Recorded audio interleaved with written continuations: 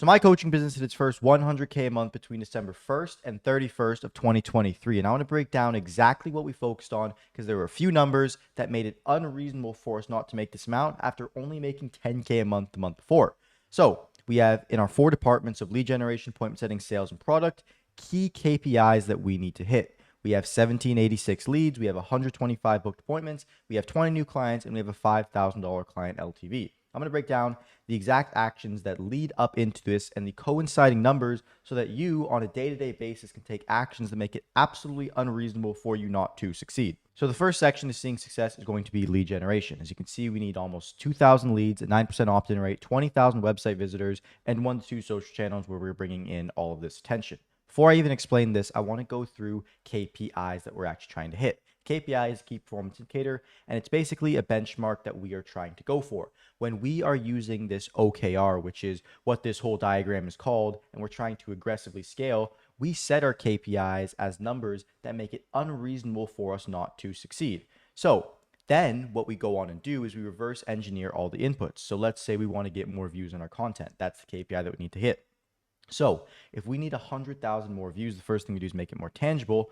Then we need to post more content. Then we need to hire more editors. And if we go absolutely overkill on getting 60 more pieces of content out per month and 3 more editors, it is what is going to actually make this possible. So when we have all these KPIs tracked, we can do inputs that are so fierce and so aggressive that if they actually happen, it is going to become unreasonable for us not to succeed. And then we also set these percentages extremely low so that we go overkill and oftentimes explode way higher. For example, the month after our first 100K a month, we jumped to 160K a month because we were so aggressive with these numbers. So in order to actually bring these people in, a 9% opt-in rate. So that means when someone lands on our website, just like this, we need 9% of these people to actually funnel through and go to our opt-in page, give us their information so that we can either have a setter contact them or they can actually just land on our booking page and book in a call. And then from that point on, the next KPI is going to be roughly a 1 to 2% booking rate. And then using the setters, that is going to be a plus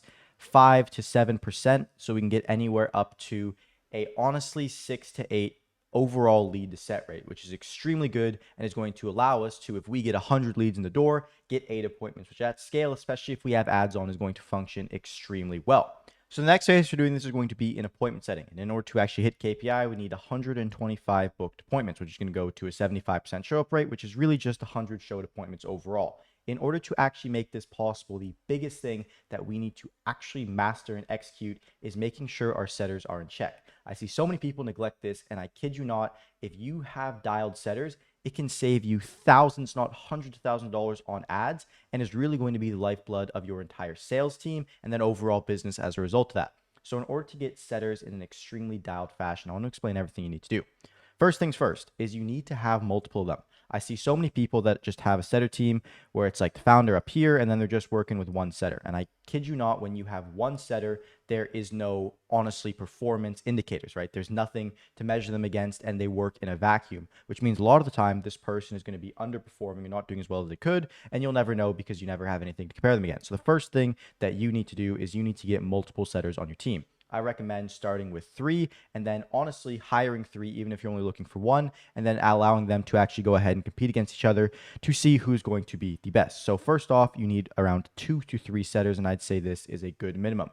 The next thing that you're going to need to do, and this is where no one properly executes, is you're going to need to merge them with your sales team. So many founders are extremely lazy when it comes to this, and they'll usually just run like a, one time a day sales meeting that they'll do in the morning, and then maybe they actually have a setter meeting that's separate. And what I want to tell you is I want you to go on your calendar and I want you to do one thing. I want you to first off, I want you to put 2 meetings per day with the sales team.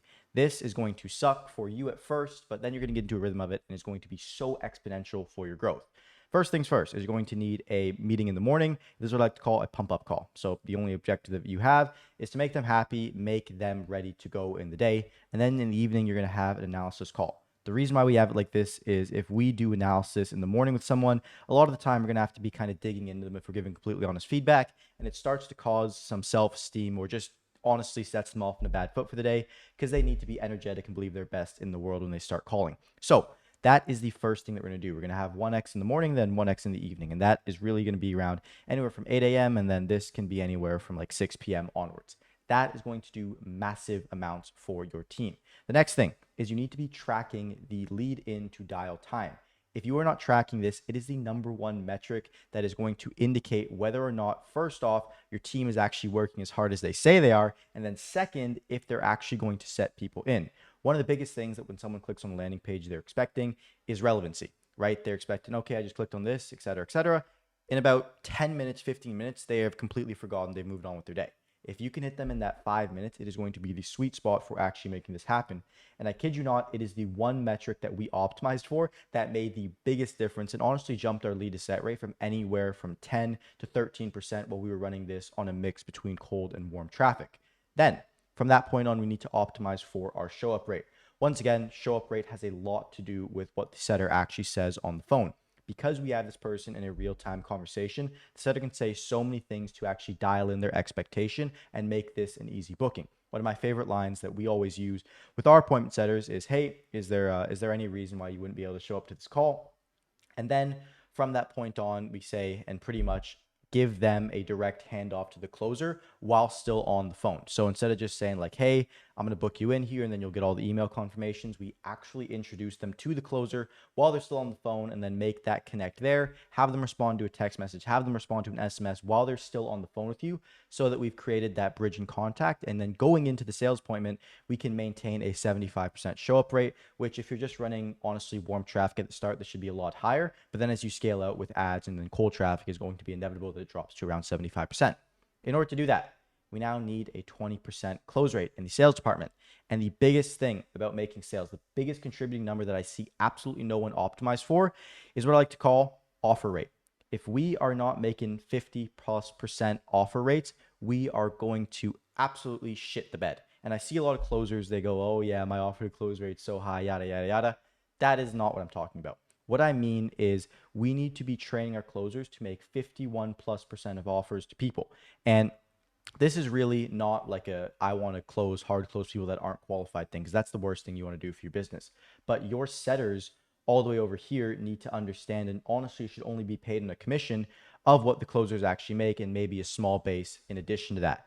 And what that is going to do is it's going to allow your salespeople to actually get reps in, because instead of optimizing for this kind of like eye in the sky metric of, let me show you right here, like a 20% close rate, what makes a lot more sense is if you optimize for a 50% offer rate, and then out of that, you offer a 50% offer to close rate. So these two 50% still overall add up to 25%, which gives you honestly like a 5% of margin to mess up in. And what that is going to do when you break down the number like this, it becomes a lot easier to digest and actually hound on and hold people accountable to achieving the success that you know they need to do. So 50% of your calls that actually show up should be getting offers. And then of those offers, 50% of them should be closing. And when you can break it down like that, you can really understand what is going to happen with a prospect to make them close or either not close. And these are the core metrics that we optimize for and actually see success. So now I've gone full screen because I want to explain to you the most important part about making this all happen. If you take away one thing from this video, it's what I'm about to say. It is creating a data culture around your company. So I see a lot of companies and even our own where guys are just jumping on meetings, they're talking, and even when they're working, they're just working on the things that they believe are going to be high leverage. And if you want to push to the next level into the multi-7-figure range and even higher than that, which I'm still trying to do myself, it is about understanding exactly what goes on in your company. What creates that like hyper level of productivity that you see all these legendary entrepreneurs talk about is the ability to hone in and focus on a simple number. When we continue to ask ourselves how, so let's say we want to improve our close rate. How do we do that? How do we do that? How do we do that? And just keep asking ourselves how. What we do is we create a big long list of coinciding actions that we know we need to take. And it stops us from wasting our time on absolutely anything else. If you know at your company that every other metric is in check but your sales, you have the ability to just go all in Rambo style on sales. And then if you continue to ask yourself how, you're going to break that down to a simple action that you need to do, like spend more time with your team. And as a result of knowing that, you're going to spend a lot of time with your team and you're going to have an extremely high leverage output when you improve your sales rate. And then you're going to go into the next number, the next number, the next number. And that is what a lot of people mess up on.